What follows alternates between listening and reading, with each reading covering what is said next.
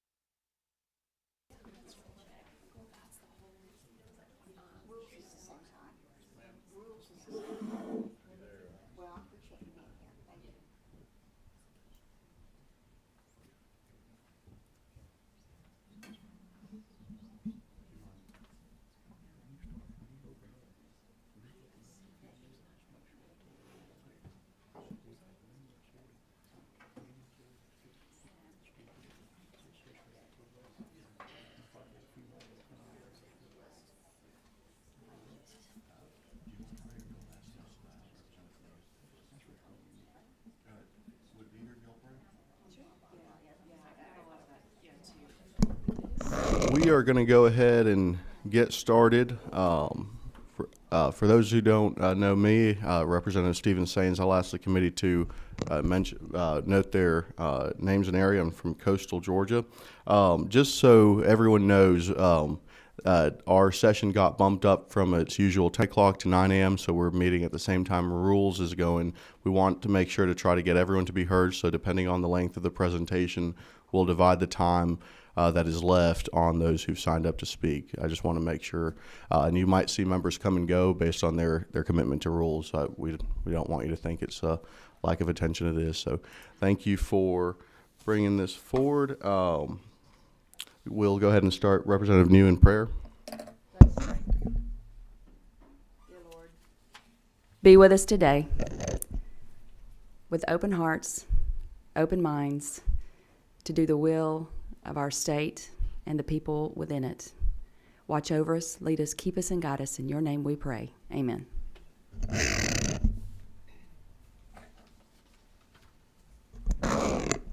Representative Al, if you would like to go ahead and start your presentation, I'll let you divide the time based on how you see fit. Absolutely. I'll try to push this? Okay. Good morning. Thank you so much. I'll try to keep my part short so we can leave as much time as possible for testimony. Thank you for hearing HB 161, the Pediatric Health Safe Storage Act. The first thing I actually want to do is just to thank Chairman Sains and Chairman Collins for hearing this. Let me acknowledge something that most people in this room already recognize, is that your choice to hear this bill is really a testament to your openness and your leadership. So thank you so much for doing that. It's also a testament, I'd like to say, to the community advocacy and showing that it works to move the needle on these issues. So before we dive into this bill, let's talk a little bit about why we drafted it in the first place. So in 2020, firearms became the #1 cause of death for children and teenagers in the United States, and that's a statistic that really deserves not just notice, but action. Right? So studies show that suicides and unintentional shootings increase in homes where guns are kept loaded and or unlocked. We also know that when youth use firearms to commit violence against themselves or others, they almost always get these guns from their home or the homes of relatives or friends.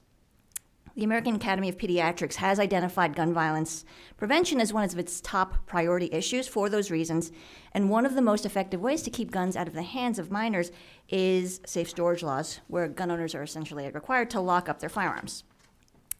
So just some national studies have shown that safe storage laws can reduce suicide and unintentional gun deaths among children by up to 54%. So let me underline this point so we're clear about this. More than half the gun deaths in children and teens in this country could be averted by the safe storage of firearms. Right, so that's incredibly effective. Nationwide, there are 23 states that have adopted safe storage laws, including Florida and Texas. Yes, I said Texas. Georgia is not among those states. So what is the law right now in Georgia? Let's review that real quick. Georgia law does not expressly make it unlawful for an adult to negligently or recklessly leave unsecured firearms, including handguns and long guns, accessible to unsupervised minors. Georgia also generally does not require firearm owners to affirmatively lock up their weapons. So SB 161 addresses these two deficiencies. So let's walk through the bill real quick.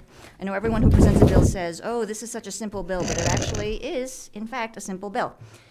Let's just start with Section 2, which defines our terms. So if you go to lines 21 through 24, it defines a safely secured firearm as one where the owner, quote, takes steps that a reasonable person would believe sufficient to prevent access to a readily dischargeable, i.e. loaded, firearm by a child, including but not limited to placing a firearm in a locked container or temporarily rendering the firearm inoperable by a trigger lock or by other means. It also creates a charge of criminal negligence if a child gains access to a readily dischargeable firearm, with the exception of the situations outlined in lines 34 through 42, which you can take a look at. These include situations that we can imagine, like a child who's being supervised by a responsible adult using a firearm for the purposes of hunting, sporting, and the like. It also accepts cases where a minor might gain access to a firearm by entering a property illegally, in violation of the law. For example, if a minor illegally broke into your house and accessed your gun. A violation of this law would be considered a misdemeanor of a high and aggravated nature, punishable by a fine not to exceed $5,000. And essentially, that is the bill. And before I open for questions, let me just preemptively, just to save some time, answer some of the more common questions that I get. So the first question I get is, how would this law be enforced? So to answer that, let me draw an analogy to another pediatric public safety law, which is our car seat laws that we have. So in Georgia, just to review, all children under the age of 8 whose height is less than 57 inches must ride in the back seat of a car, and children under the age of 8 are required to be in either a car seat or a booster seat suitable for their age and height. This is just directly pasted off the Georgia State page. Now, how do we enforce this law? Do we have cameras in every car or surveil every car? Do we check every kid's age? Do we card the kids in the car and measure their height? No, we don't do that, right? But in the past few decades, where we have enhanced our vehicular safety requirements, we have created what I like to think of as a culture of safety, in which car seats and safety information and the specifics of car seat laws are ingrained with parents, right? You don't leave the hospital with a newborn, as many of us know, without demonstrating, bringing it in to the hospital that you have an appropriate car seat, right? At every single well-child check that you go to with a pediatrician, we discuss and reinforce vehicular safety and the law. And if an adult is observed to be driving with an unsecured child not in a car seat or improperly secured, they are stopped and cited, right? So the second question is, why do we need this law when responsible gun owners secure their firearms already? Great point and great question. I agree that many responsible gun owners do already safely secure their firearms, particularly if they have children in the house, and that is great, right? I will point out, however, that most responsible drivers, like all of us here, right, so responsible, we don't drive at 120 miles per hour, and yet we still have speed limit laws, right? So what HB 161 would do is to clearly define the parameters of safe storage, and again, create this culture of gun safety where such storage practices are the norm. And this more easily allows us to teach outliers what responsible gun ownership looks like. So the third most common question I get is this bill constitutional? And this is a higher level question, this is why we have lawyers in the room, that refers back to a recent United States Supreme Court decision, which is New York State Rifle and Pistol Association Incorporated v. Bruin, which essentially stated that this is a newer ruling, so I'm just going to go through it, that only firearm regulations that have a historical analog from the 19th and 18th centuries, meaning at the time of our country's founding, would be considered constitutional in an originalist sense, right? So in short, a law banning, for example, assault rifles may be considered unconstitutional because there were no assault rifles in the days of Thomas Jefferson, right?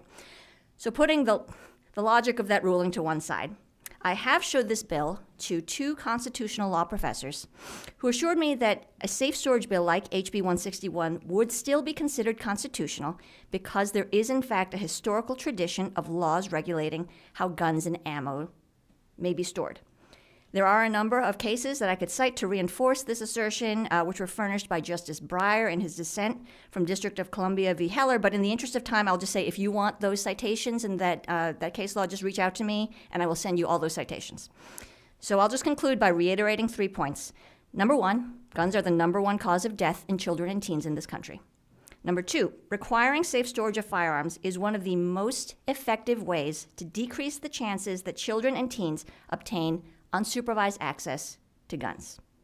And number 3, Georgia at present does not have a safe storage law.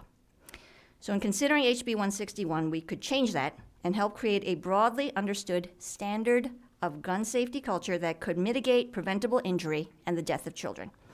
And with that, I am happy to answer any questions from the committee. Thank you, Representative. Does the committee have any questions for the presenter? I'll add, you did include it in your testimony, but I was writing your previous mention. How many states did you mention had safe gun laws similar to this? 23. 23. And there's a packet that should have been distributed that has all this information in it. I believe it is the 3rd tab, the yellow one, actually. Yes, it's the yellow one. There's a map of all the states that have safe storage laws at present. And there's also the blue tab should go through that list of states. Thank you for that question. All right. Not seeing a question at this moment for the committee, we'll go ahead, and we do have a decent amount of public comments here, so we will go down the list as it was written. Alex Dorr, and I will, let's see, we have 8:12. We're going to go ahead, 3 minutes or 4?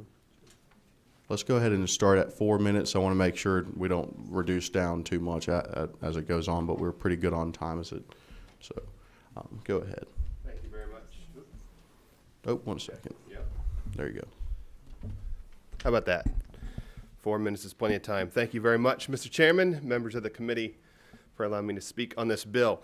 Many of you know me. For those that don't, I am Alex Dorr. I'm the political director for Georgia's largest, most ferocious grassroots organization, Georgia Gun Owners. It was our members in November that had the pleasure of telling Stacey Abrams, Charlie Bailey, B. Wynn, Jen Jordan, Andrew Ferguson, Devin Pandy, Michael Garza, Peggy Gillen, Casey Morgan, Josh Uden, Louisa Jackson, and Stacey Hill, among others, that we will not tolerate radical gun control fanatics to represent us here in Atlanta.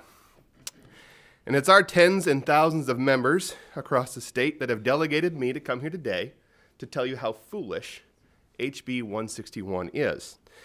An interesting fact for you, the bill sponsor just cited a CDC study that if you were to, believe, who believes the CDC anymore, but this CDC study now includes 19-year-olds. And she tells you that guns are now the number 1 death for children. If you were to remove 16, 17, 18, and 19-year-olds that have died at the hands of gang violence in Democrat-controlled cities, this statistic is no longer sexy to their agenda. But let's put ourselves in a likely scenario. It's 3 a.m.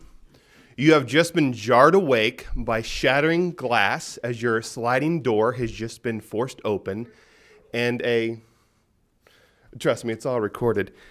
3 o'clock in the morning, glass is shattered as an armed thug is breaking into your home, bent on rape, robbery, and murder. With HB 161, you now have to deal with your wife screaming, your children coming out of their rooms asking what's going on. You have to find your way through the dark to your gun safe. Remember the code. Don't type in the wrong one. Mine takes 5 seconds to reset. Or find the key, open your safe, find your gun, load your gun, and all while in the complete pitch dark while this armed thug has gained entry into your home. Now, if you're like most law-abiding Georgians, you'd probably just reach over and grab your handgun, or in my case, my AR pistol with a stocked pistol brace. I'll go do what needs to be done to defend my family. HB 61 would better be known as Criminal Empowerment Act of 2023, because only criminals benefit from this bill. The radical left hates safety. They hate everything. That's why they fully support and endorse Antifa, Black Lives Matter, and they're mostly peaceful protesters who were shooting, looting, and burning their way across America and Atlanta in the summer of violence, not to mention their organized attack on the APD just a couple weeks ago. No, this has nothing to do with safety. This is all about big government shoving their noses into our homes and trying to disarm us. On behalf of the tens of thousands of members of Georgia gun owners across the state, we encourage everyone to put this bill in the trash where it belongs. GGO will be sure to expose anyone who supports this bill, and that goes doubly true for any Republicans who betray us, but I'm very hopeful that that's not the case here today. And I think I have a little bit of time left, and so I saved this for the end. Merced, California, early 2000s. California passed deadly safe storage laws. A man and his wife left early in the morning to drop off the family van to have the brakes done. They left their 14-year-old daughter in charge of their 3 other children at home. While they were gone, a man broke into their home and attacked them, and the 14-year-old sister had to listen as 2 of her siblings were stabbed to death with a pitchfork because she couldn't find the key to her father's safe. She had to run out the back window and call for help, and a man armed with a gun came and ended the violence. These are deadly safe storage laws. Thank you very much for your time. Thank you, Mr. Dorr. Would the presenter, I know it was mentioned to the bill, if at any time you have a comment or anyone in the committee, I'll go ahead and leave that up to the folks to mention comments as is to the benefit. I'm happy to respond just very briefly so we can leave enough time for the people to testify. One point that pro-gun advocates often cite as a way to try to discredit the CDC study is to say that it includes 1 to 19-year-olds in the study. As noted, it is the top cause of death in children and teens. If you look in the dictionary, 18 and 19-year-olds are teenagers. Further, there is an article in this packet from the Kaiser Family Foundation which details the age range included in this study, which says there is no standalone information for 1 to 17-year-olds, and they included 18 and 19-year-olds for the pristineness of that data set. Again, I note that 18 and 19-year-olds are teenagers, and this is the top cause of death in children and teens. Second thing is that often people will cite the safety concerns in terms of break-ins, that having safe storage of guns builds in this irrevocable time lag in order to access your firearms. So I'll just note one thing in terms of public safety and public health when we look at risk-benefit ratios for when we talk about interventions that increase safety. I'll go back to the car seat analogy. So in my mind, this is an analogy to saying if we put our kid in a car seat and then the car is in an accident or the car's on fire, having a car seat and having to remove the child from the restraints is building in this time lag that increases danger for getting them out of this dangerous situation. What I will note, however, is in terms of the frequency or the probability of this happening. What is the probability, on one hand, of having this midnight break-in with pitchforks, as was so evocatively described, versus the danger of a child accessing a gun that is unsecured in their home? One is an incident that could happen, but is much less likely than the chance of a child accessing a gun that is in their house every single day. So that is the balance that we strike anytime we look at a public safety intervention, right? Third point is this bill does not aim to disarm anyone. As you notice, the bill actually does not restrict anyone from buying or purchasing as many guns as they want. It simply requests that when you have guns that can be accessed by a minor, that they be stored securely. And I think that any responsible gun owner, like many people point out to me, does this already. So I don't see why this is considered so unreasonable. Thank you. We have about 36 minutes of testimony left, and we have a hard stop at 8:45, so we can get into session. Yep. So we'll go ahead and go to Ms. Claudia Fruin.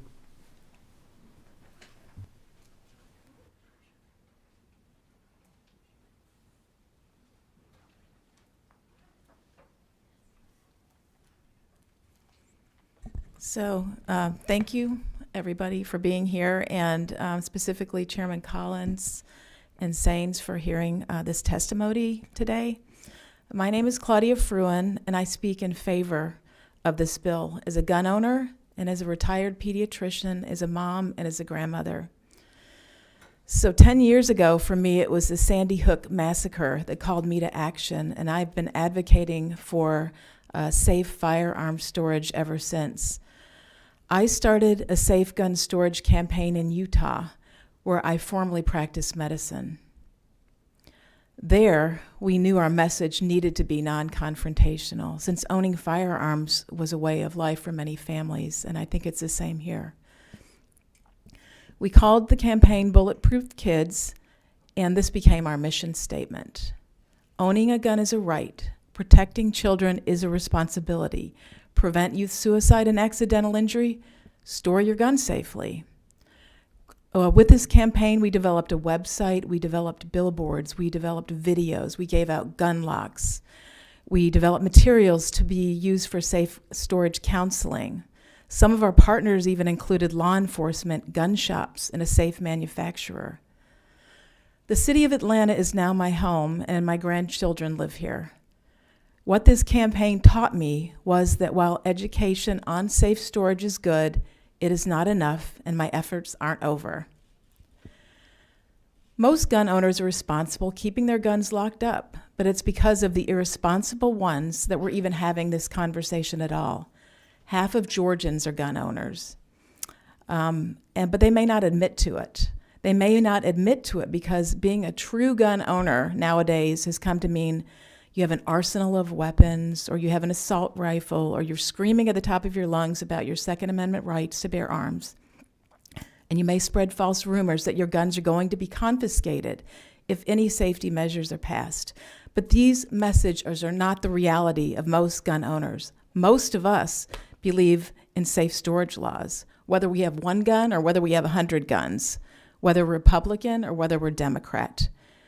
So that if most of us actually agree, then why in 2022 did over 6,000 children have to be killed or injured from firearms in this country? Have the right 6,000 kids not been shot yet? Why do more preschoolers die in the line of fire than police officers each year?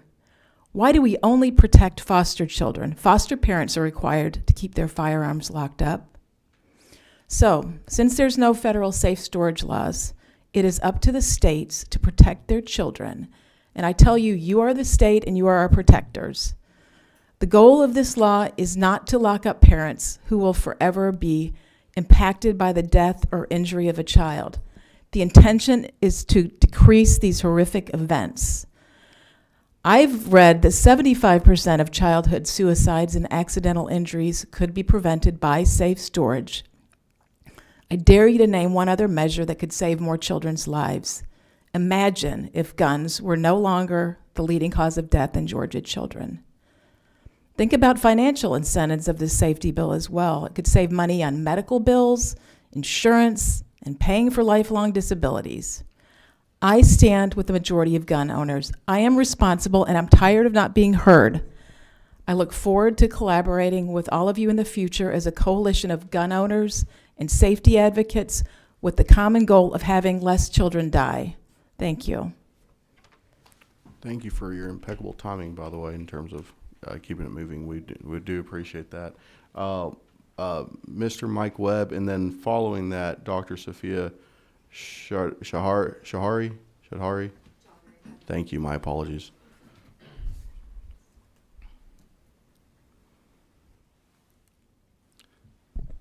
Distinguished committee members, my name is Mike Webb.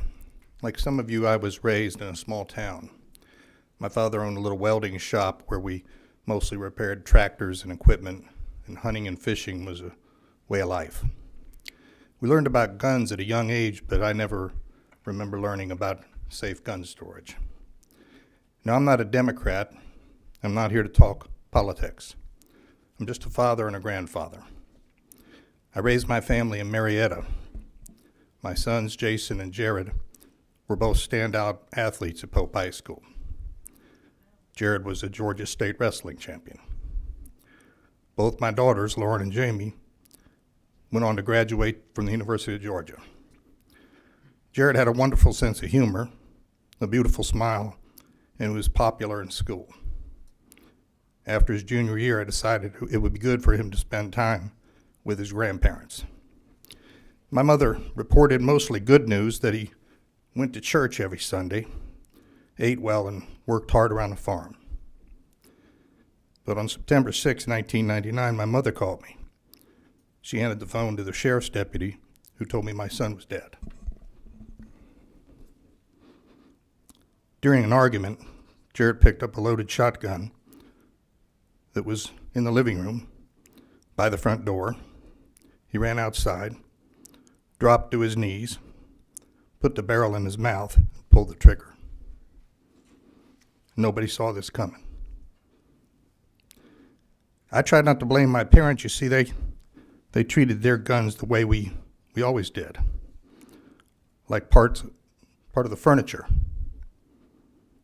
just like more decorations to hang on the walls. And I didn't do enough to protect my child.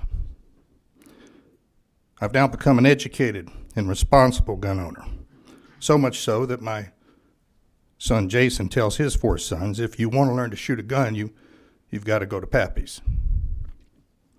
I have a tremendous responsibility now to create awareness, educate, and protect my grandchildren. The way I see it, this committee has a similar responsibility. The difference is you can help all Georgia's children. They deserve a strong bipartisan effort. Ironically, before learning about this hearing, I planned to come to Atlanta today to speak at the 2-year commemoration of the Atlanta spa shootings. You see, my former wife, my daughter Jamie's mother, was one of the 8 innocent people that died 2 years ago today. Her name was Shajay Tan. Gun violence comes in many forms. I believe we must all work together tirelessly to slow this growing national epidemic. Thank you. Thank you, Mr. Webb, and on behalf of the committee, we sincerely do share our sympathy for your son's loss. If you'd like to go ahead and go to the podium, I will ask to let's start. We've had several at 4, both opposed and 4. Just to ensure everyone's being heard, we're going to go down to 3 just to ensure that hard stop's being met. Yeah, that's fine. Chairman Saines, Chairman Collins, and members of the subcommittee, thank you for the opportunity to speak with you today. My name is Dr. Sophia Chaudhary. I'm a pediatric emergency medicine physician here in Atlanta, which means that my job is to take care of critically ill and injured children. I'm also a Georgia native who comes from a gun-owning family. I'm here representing nearly 2,000 pediatricians across our state on behalf of the Georgia chapter of the American Academy of Pediatrics. I'm speaking also as a firearm injury prevention researcher and as a mother of 3 young children. I'm here today in strong support of House Bill 161.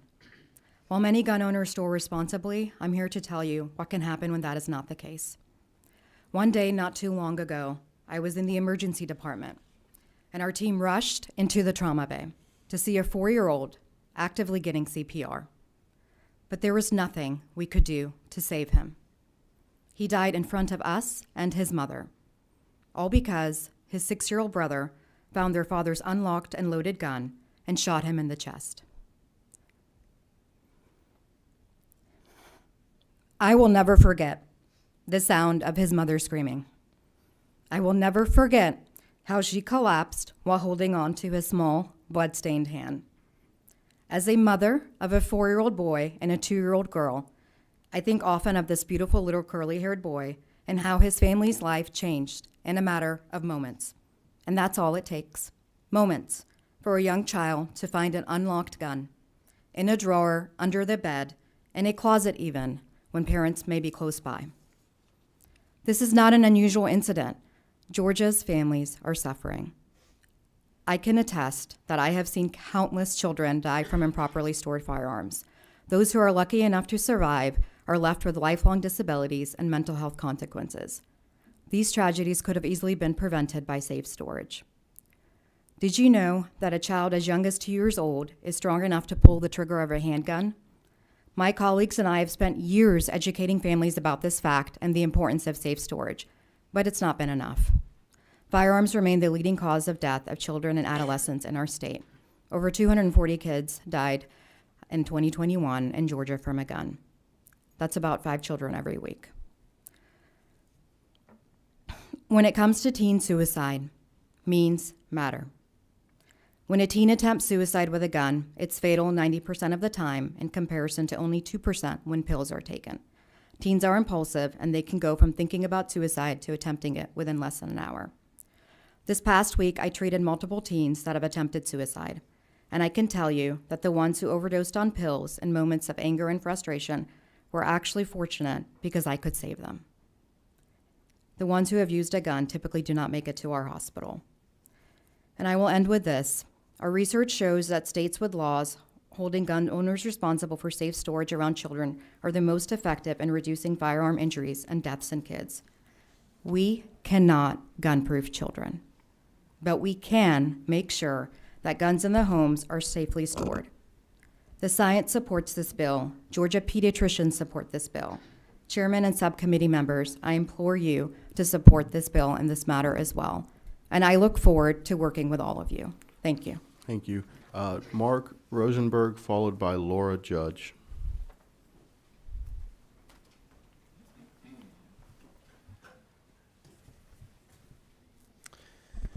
My name is Mark Rosenberg.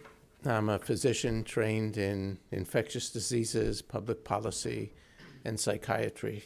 So yes, you should worry that I can read your minds. Becky Evans, my wonderful representative, Dr. Au, and honorable members of the committee, thank you for what you're doing. This is, as you've just heard, one tough problem. It's really, really hard when you listen to both sides, but I think there's a way out, and I think we can get out of this. This is a problem that science can solve. In the 60s, this country was plagued by an epidemic of young people dying on the roads. Too many were killed. And the federal government said, we're going to stop this. We're going to invest in research, and we're going to find a way to save lives. And they did. They spent $200 million in 1970 and every single year after that. And they brought about a minor miracle. Not minor, a miracle. They redesigned the car. We now have seatbelts, airbags, front impact collision protection, rollover protection. The car is totally different now. They redesigned the roads, and they redesigned drivers. They got a lot of drunk drivers off the roads, and they saved 600,000 lives by investing money in research. It was a problem that we could tackle. And this is a problem like that. This is a problem that costs our country now $657 billion a year. You've heard in such moving terms the toll that the problem takes. And you've heard from both sides. This is a tough problem, and I want to address the elephant in the room. We have a way to solve the problem, but we're stuck. We're stuck in ways that make it really hard to arrive at consensus, that make it really hard for Republicans and Democrats to agree on what makes sense. It's turned into a high conflict, like the high conflict of a really bad divorce. I think that's something, unfortunately, that all of us know about, either in our family or our friends. And you get stuck not thinking about what's good for the children, but how you can beat your enemy in this. That's a high conflict. This is a high conflict. It becomes us versus them. We become baffled. We can't understand the other side, and they can't understand us. You remember Uvalde, where there were hundreds of armed agents standing by while our children were being killed. That's what this country's doing. We're standing by while our children are being killed. We don't know the way to stop it. And neither the proponents of gun rights that you heard eloquently expressed this morning, nor the proponents of gun safety want their kids to be killed. So let's recognize that neither side has to dominate this, but we can do things to save lives. This intervention, safe storage, is one of the most effective interventions proven by science to work. And we can do it without taking guns away. while recognizing the Second Amendment rights. This prescribes a practice. Dr. It doesn't Rosenberg, step on a right. I apologize. I let it go a little bit over because I know we shortened it down to 3, but I want to make sure others are heard. We do appreciate your testimony. Do you And I have any appreciate, closing remarks? I appreciate what you're trying to do, and I think this bill is a beautiful bill that can get us out of this. Thank you, Dr. Rosenberg. Ms. Laura Judge. And if you hear a crunching of the mic, that is a cue. Okay. Thank you, Chairman Collins, Chairman Saines, and committee members for having me here today and the opportunity for this hearing. My name is Laura Judge. I'm a mom, a gun owner, and a Navy veteran, alumni of the United States Naval Academy class of 2004. I'm also a volunteer for Moms Demand Action. When taking us to the gun range at the Naval Academy, my detailers or upperclassmen gave me some pretty explicit safety instructions. Instructions that some of you may have heard if you're prior military yourself. Treat every weapon as if it's loaded. Handle every weapon with care. Identify the target before you fire. Never point the muzzle at anything you don't intend to shoot. And keep the weapon on safe and your finger off the trigger until you intend to fire. Now at 17, 18 years old, I didn't think about secure storage because the firearms I used were stored in an armory. The adults in that situation, even though I signed my life over to serve this country, knew to keep those firearms safely secured around college students. Then as I grew up, I found a country boy and married him that came from a deer hunting family. And we had our son, my oldest, who's now 12, who became a Boy Scout and wanted to hang out with his family in the hunting club. In each of those instances, when it came to the safety of my son, the adults in those scenarios, whether it's me, my husband, his scout leader, or his older cousins, my child receives those same instructions in regards to firearm safety. As owners of firearms, we were also tasked with safely securing it away from my son, his friends, and now my daughter and her friends. I support Representative Al's pediatric safe storage bill because I believe it's the right thing and what any law-abiding gun owner would do when children are present. We can prevent unintentional shootings by children and death by suicide in kids if the firearms are safely secured. The number one cause of death in children under the age of 18 in America is firearms. And as a parent, I applaud Dr. Al for taking the safety of our children here in Georgia into consideration. Thank you. Thank you, Ms. Judge. We're going to go down to 2 minutes because we are low on time, but I want to make sure everyone has the ability to be heard. Michael Garza, followed by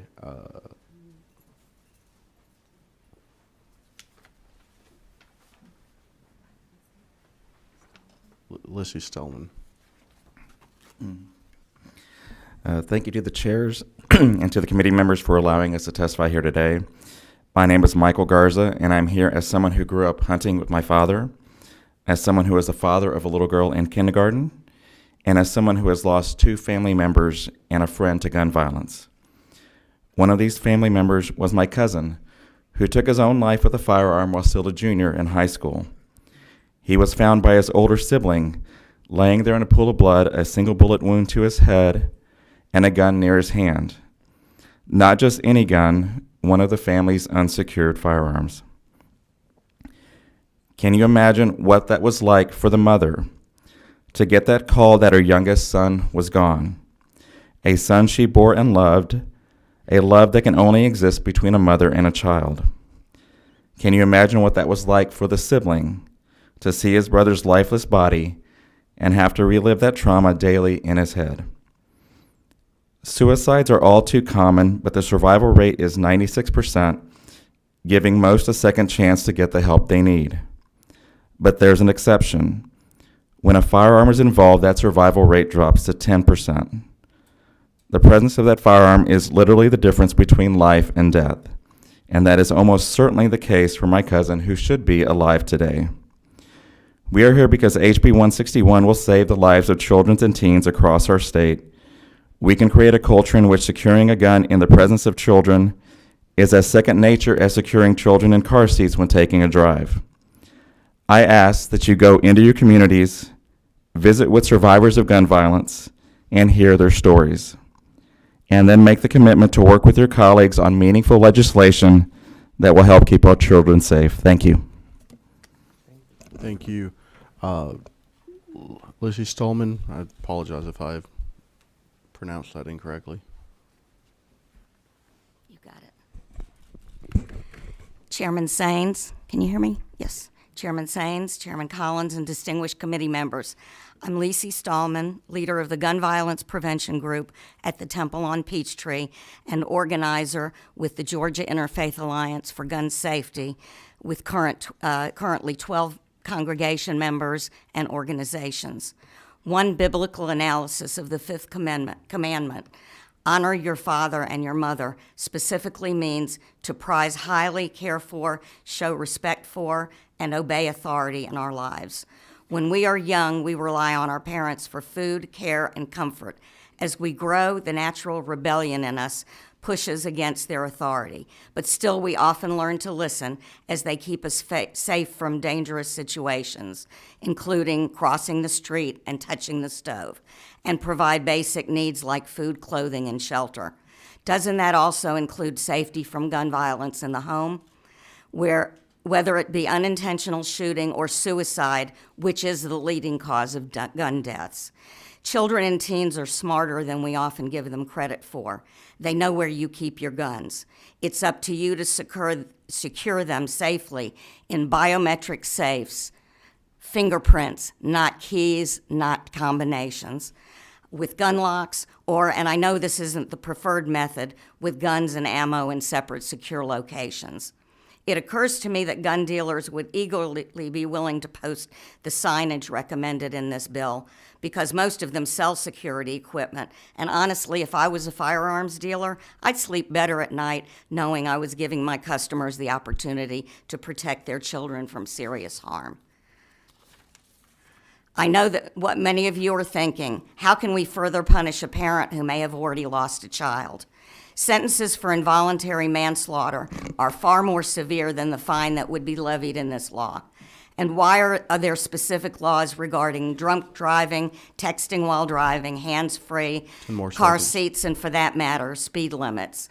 The laws serve as a deterrent, hopefully the same as this one would. And holding parents responsible is key for what their minor children, who may not fully grasp right from wrong, may want to mimic their parents and are impressionable by what they see on TV and other media. Ms. Stallman, I apologize. Okay.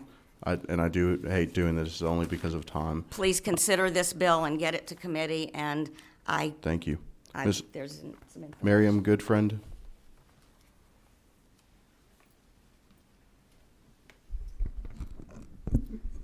Thank you, Mr. Chairman and members of the committee. My name is Miriam Goodfriend. I'm the policy manager with NAMI Georgia. NAMI is the nation's largest grassroots mental health organization dedicated to building better lives for the millions of Americans affected by mental illness. NAMI supports laws and public policies that promote the safe storage of firearms to prevent unwanted use and self-harm, and I stand today in support of HB 161. Georgia has one of the highest rates of firearm suicide in the country. The majority of firearm suicides in Georgia are committed by white men, and the suicide rate among veterans in the state is also higher than the national average. As you've heard already today, firearms are particularly lethal, and nearly 90% of all gun suicide attempts result in death. Self-directed gun violence is fueling our nation's suicide epidemic, with suicide being the second leading cause of death for people ages 10 to 14, and the third leading cause of death for people 15 to 24. Veterans are also at a greater risk of suicide, and law enforcement officers are more likely to die by suicide than in the line of duty. Limiting access to means of suicide can play a significant role in prevention, especially when focused on such lethal means such as firearms.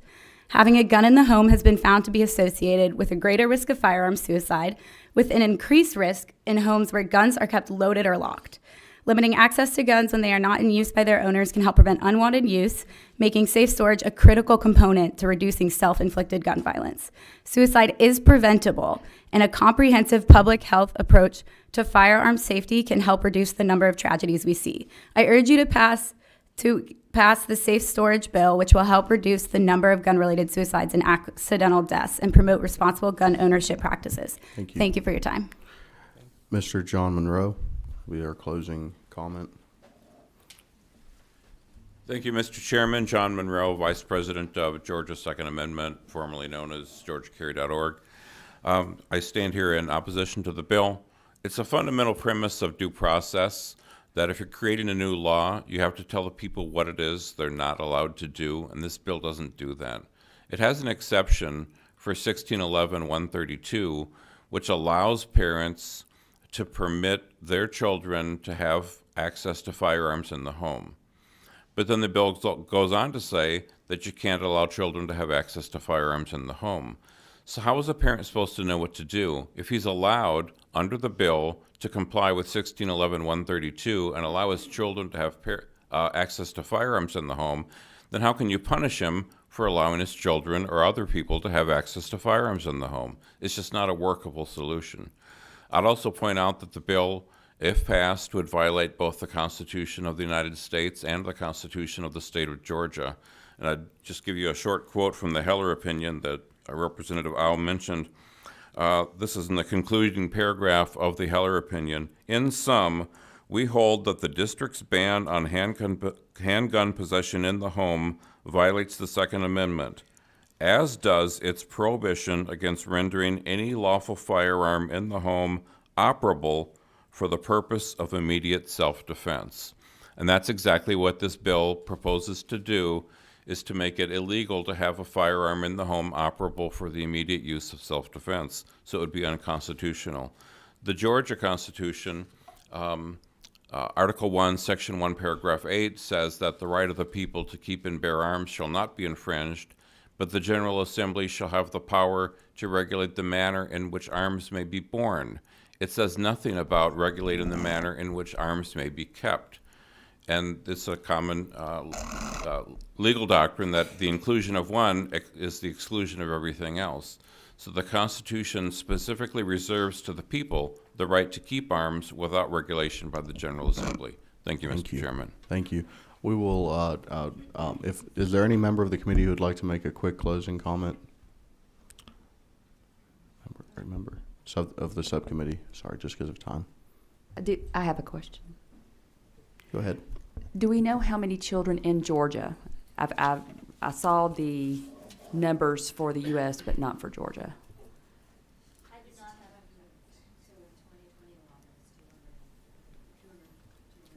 In 2021, it was 240?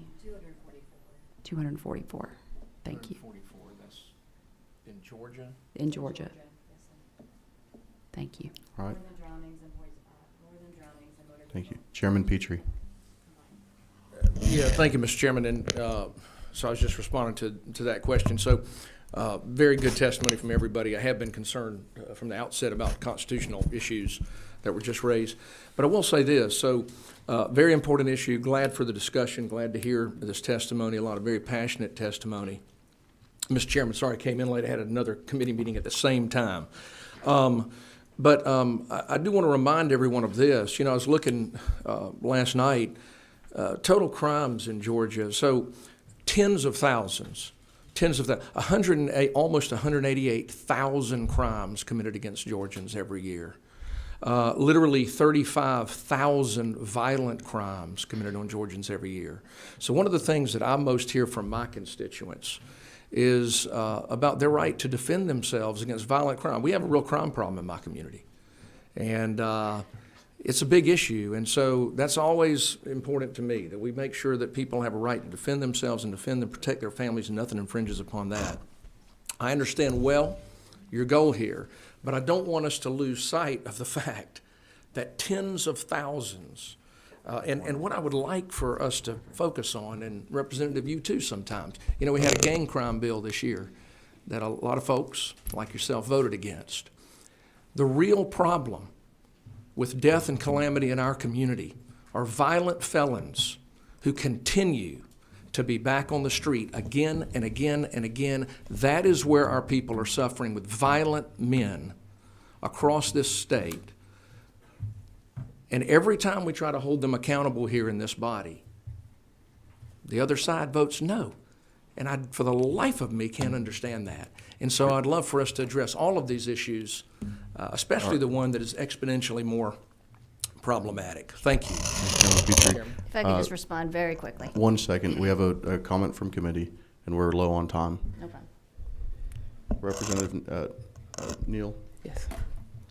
Thank you to the chair. Thank you for the committee for having this hearing. Apologies for my tardiness. I have actually been able to hear all the testimony from today, especially from the gentleman right here in the front row.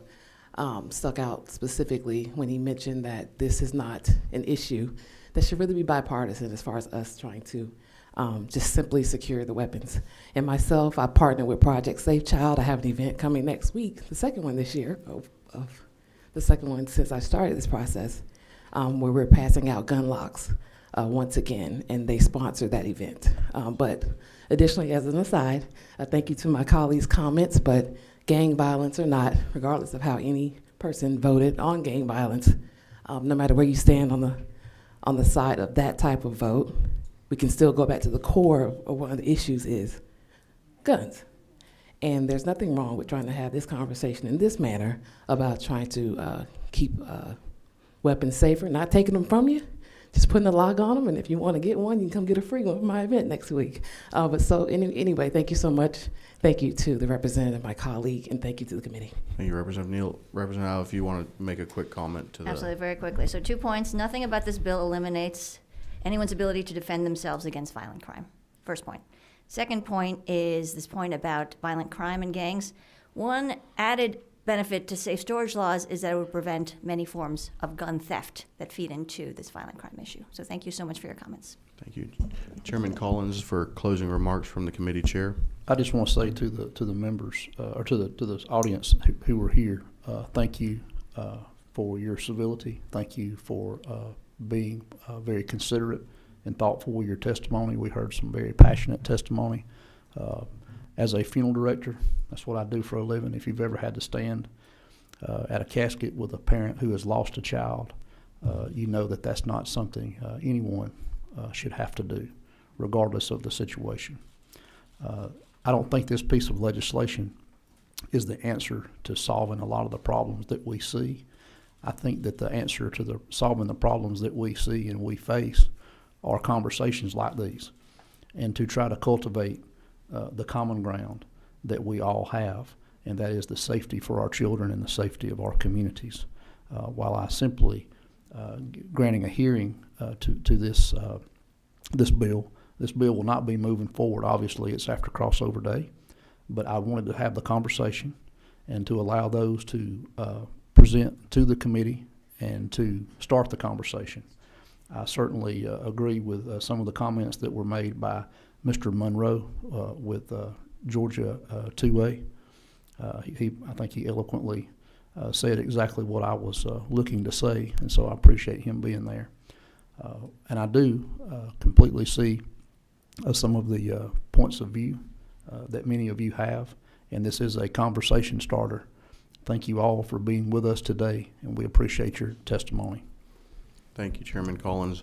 I'll echo, I think this is a testimony of our First Amendment rights, meeting our Second Amendment in terms of a discussion. We appreciate the civility of all members. I will ask members of the public to stay seated for a moment just so legislators can quickly leave to session. We appreciate your time here today, and we are adjourned. I'm going to sign. I'm sorry. I'm going to sign into roll call late because I didn't do this. Okay, all right.